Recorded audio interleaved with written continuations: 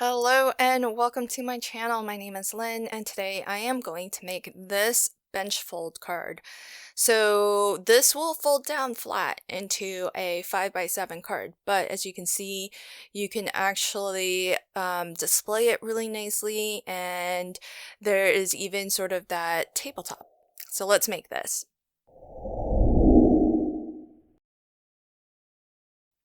I'm going to start off by creating the base for this bench fold card. So I'm going to trim down a sheet of US letter size paper. This is 120-pound heavyweight cardstock, and I'm trimming it to 5x10.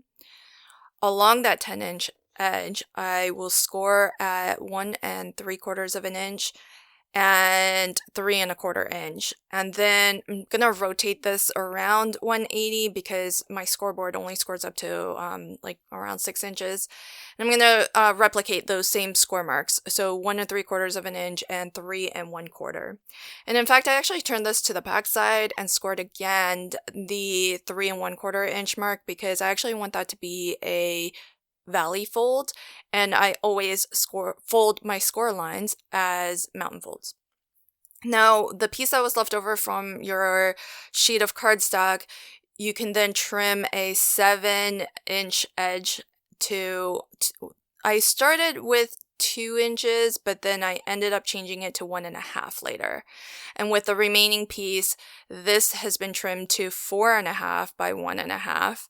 And along that 4.5-inch edge, I'm scoring 1/2 inch on both ends. And that will give me 1/2-inch glue tabs that I will miter. Mitering is just when you just take that sliver of a triangle off of the corners. So you want to start at your score line and cut inwards a little bit. And so that just gives us a nice, neat finish. And with the largest piece, so this is the piece that is 10 by 5, I want to fold my 1 3/4 inch score lines as mountain folds. And I want to fold my 3 1/4 inch score lines as valley folds and give them all a good burnish. And as you can see, this will fold flat to a 5x7. So if you wanted to put this card in the mail, you could definitely fit it into a standard 5x7 envelope. It may be a little bit thick, so it may trigger some extra postage, but you don't have to make a custom envelope for it, unless it's so thick that you need that extra thickness. So I am going to make a diner scene Christmas card. And I'm going to combine a lot of different Cottage Cuts die sets because I'm taking the classic 50s diner. This is the 50s soda bar. And there is a separate diner die set from the classic 50s release, but that's more from the outside of the diner, where this is the countertop and bar stools that you can pull up to the countertop. And so this is more of an indoor scene. And I have here Santa Gnome with Christmas tree. This came out this Christmas release. I don't know if it was part 1 or part 2, but here I started to put the hat the way you would normally assemble the hat, but then I remembered to rotate this 180 degrees because in our scene we're going to be taking a peek at Santa sitting at the diner, and it's from the perspective or viewpoint of us standing behind Santa. So I'm going to alter Santa by assembling the pieces a little bit differently, and that way we can actually see him from behind. So there's one piece that is meant to be his left hand, and I've used that as the forearm of his left arm, but as we see it from behind. So I've altered the use of that piece a little bit, and I assembled the candy cane that he's holding. I did both variations since we get all the pieces, so I have those to choose from. And the stools are really easy. They come in two parts. So the bottom portion of the stool, I die cut from some silver mirror card, and then there's a separate die that cuts out the cushions that you sit on.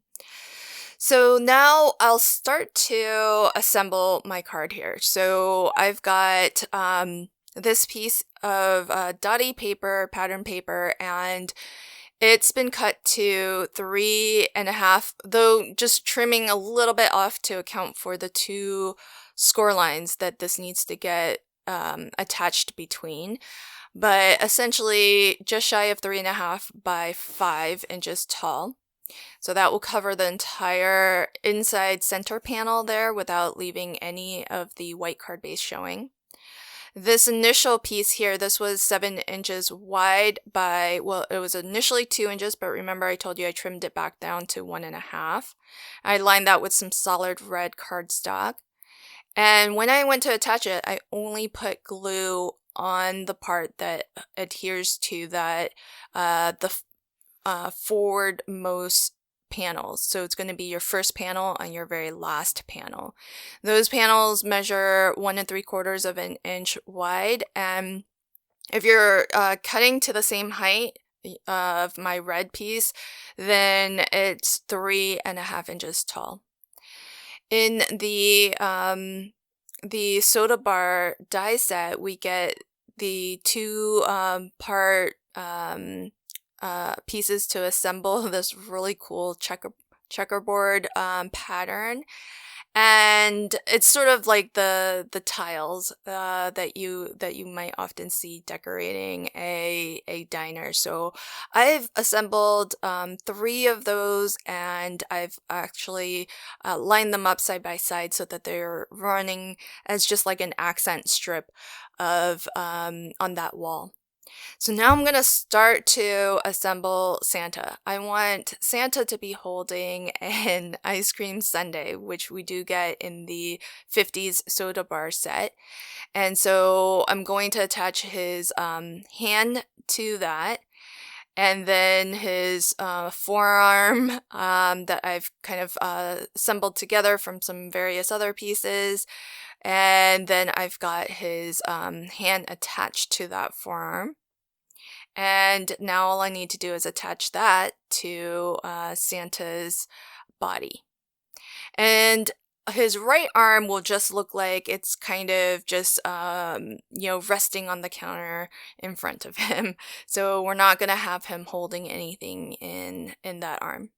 So I'll attach Santa to the bar stool here, and I'm just going to put a little bit of low profile foam on the back of this because there is some extra dimension from that, the sort of black and white checker board tiling.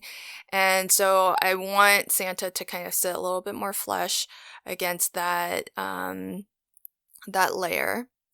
And before we complete Santa, I want to get a couple more pieces assembled. So here I've just cut out a little rectangle of some paper, craft paper that sort of resembles maybe a cork board. I distressed the edges a little bit with some walnut stain distress oxide ink, and I layered that on top of black.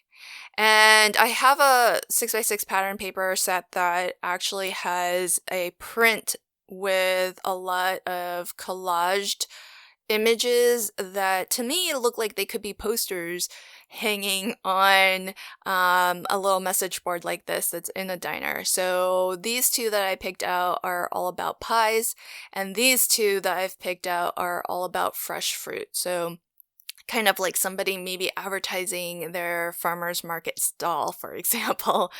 So I thought they were really cute. I just fussy cut them out and mixed them up and recollaged them. So some of these images were clipped off, and so when I collaged them for my corkboard here, I just made sure that any missing portions were covered so you can't really tell. Okay, now this piece here was that 4.5 inch by 1.5 inch strip, and that's a bridge piece. With this bridge piece, there's two suggestions. One, you should actually glue it before you glue the front piece. So I was kind of excited to see my diner come together, and I forgot about the bridge piece, in fact. So definitely attach that bridge piece first because it'll just be easier to get into this area between the two sort of walls there. Second, my bridge piece is closer to the front, when really for it to serve its intended purpose, you should push it further towards the back. And the reason for that is because this bridge piece isn't for holding pop-up stands like you might have seen in some of my other bench cards, but rather it's to support the countertop of the diner so that it doesn't get pushed down too far.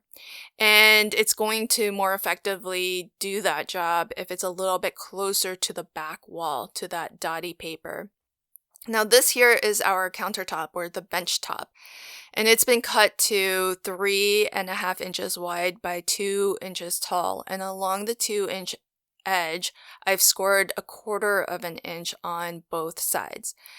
And I'm only going to put glue on one end, one of those glue tabs. You did see me just now cut a little sliver off of that 2-inch or that 3.5 inch edge, because this center portion here is exactly 3.5 inches, but we do have some folds there that kind of take up some of that 3.5 inches. So just like how I trimmed off a sliver of the pattern paper that's lining the back center of this card, I trimmed off just a sliver from that countertop piece.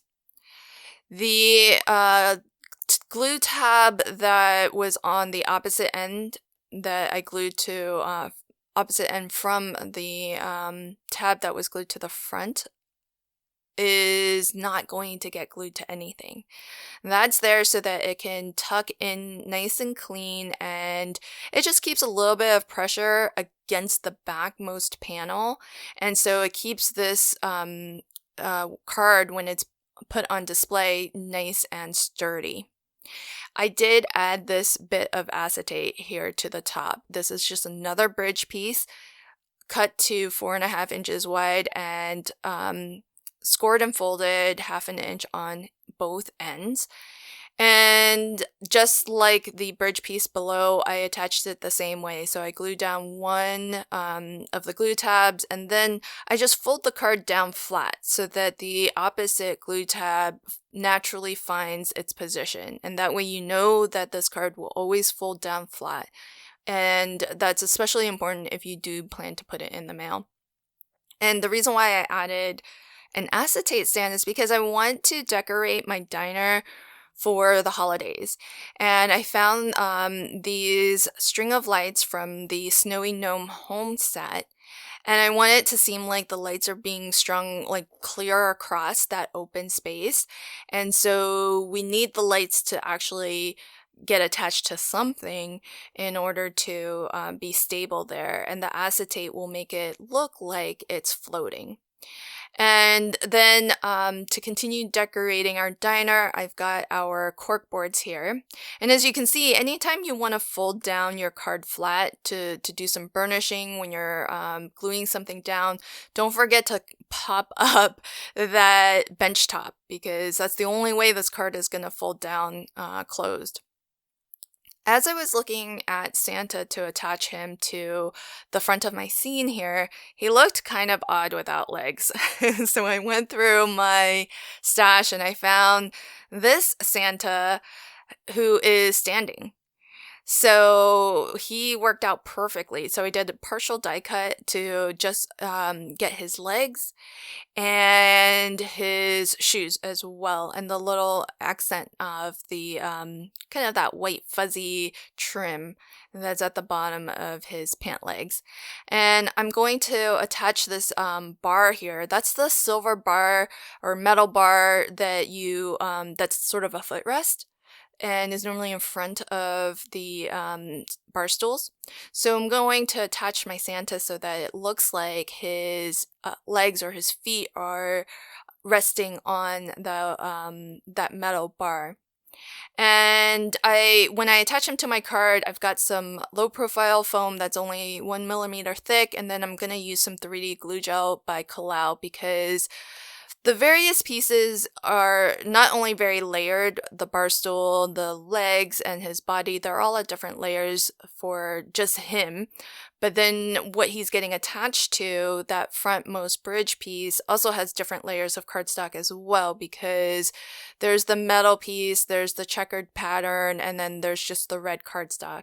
So anytime that I'm attaching anything that has varying levels of thicknesses, to get it to feel a little bit more flesh and level, I like to use a 3D glue gel by Kalau, because you can then just push down on the gel and it will spread out and you can kind of level it off and it will adapt. And so final finishing touches on the lights were to add some of these really small gems. I have them in a variety of different colors, so it works out to really be perfect. And they just add a little bit of sparkle, and because they are clear, they sort of do look a little bit like Christmas lights. I wanted to add a sentiment to this card, but I didn't know exactly how to do that. So what I did was I actually took from the 50s soda bar set the set of die cuts that would normally be your countertop. So this is normally what you would cut to make your counter, where at least the bottom and portion of it. And so I took that and I'm gonna turn it into something of a blackboard. So think, maybe this is where the diner's menu would get written out. But instead, I've just taken some words from different sets. So the phrase rockin' came from one of the 50s phrases sets. And then I have Xmas, which is a little bit of a combination of the retro alphabet. That's where I got the X. And the last portion of Xmas is from the Merry Christmas with Shadow die set. So that's how I was able to kind of piece together. I know it's all different fonts, but I think it's just fun, and it's meant to be sort of a chalkboard anyways, so so maybe different staff got to write different portions of that sentiment. And then the last finishing touch was what I think in the original set is a radio, like an old school radio, but I'm using it to sort of resemble a cash register.